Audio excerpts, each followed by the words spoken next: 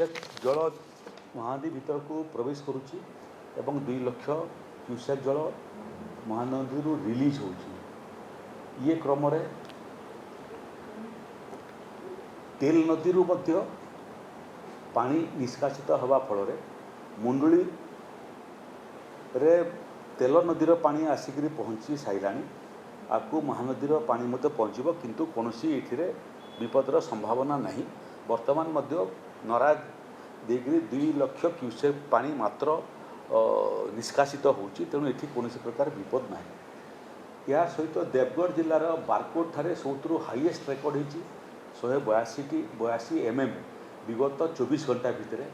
Sambalpur जुजमुरा 117.8 mm वृष्टिपात recorded होती। रायगड़ार चंद्रपुर ठारे 115 mm वर्षा recorded होती।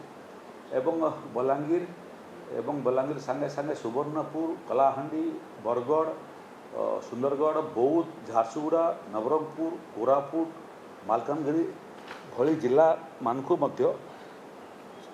45 mm रु 100 mm पर्यंत पानी वृष्टिपात रेकर्डेड होती। ये क्रम ओडिशार समस्त नदी जलपतन वर्तमान कमिबाटा आरंभ कला। से भितर आपणकर महानदी उपर मुंडरे जो कथा मु उल्लेख करुली उपर मुंडरे आज सकाळ 8टा पर्यंत जो तथ्य आम पाखे हस्तगत होती महानदीर खैरमाल ठारे 5,55,000 क्यूसेक पानी प्रवेश करुच्ची।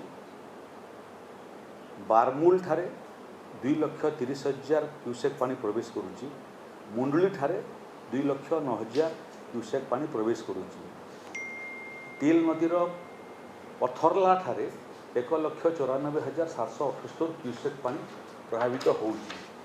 ये क्रम हीराकुदर रिजर्भर जोटा सर्वोच्च जल स्तर 630 फुट थिबा समय एबे आमे 622.8 फुट पानी अच्छी। तेणु डेंजर लेवल ठारू आमे ढेर तले अच्छु एवं 16टा गेट रे पानी निष्कासित होउची। से क्रम रेंगाली रे मध्य आमे जलपतन जोटा स्वाभाविक लेवल ठारू कम अच्छी। इंद्रावती रे मध्य तलकू जलपतन कमिलानी।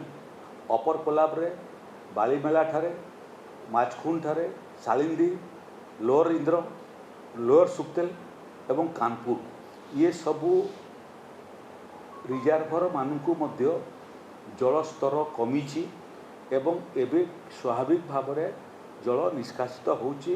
नदी मानक ठारू एवं डैम ठारू आसंता 24 घंटा 48 घंटा भितर कौन प्रकार विपद आम आशंका करूना। हीराकुद रे जोटा आपन को उल्लेख करी 2,23,000 क्यूसेक पानी प्रवेश करुच्ची एवं 2,33,000 क्यूसेक पानी निष्कासित होउची। रेंगाली रे मध्य 2,80,000 क्यूसेक पानी प्रवेश करुच्ची 3,27,000 क्यूसेक पानी निष्कासित होउची। ये सब दृष्टि आगामी 4-5 दिन विभिन्न जिले में येलो वार्निंग थिबा जिला मानकू कम वर्षा ऑरेंज वार्निंग थिबा जिला मानकू यथा सुंदरगढ़ संबलपुर झारसुगुड़ा देवगढ़ ये भाया जिला मानकू किसी वृष्टिपात हम कौनसीटा रेड जोन रे नहीं। आम आशा करूँ आगू आहरी परिस्थिति सुधरब एवं मूलतः जो 3टा जिला जाजपुर आपणकर जाजपुर सहित भद्रक एवं बालेश्वर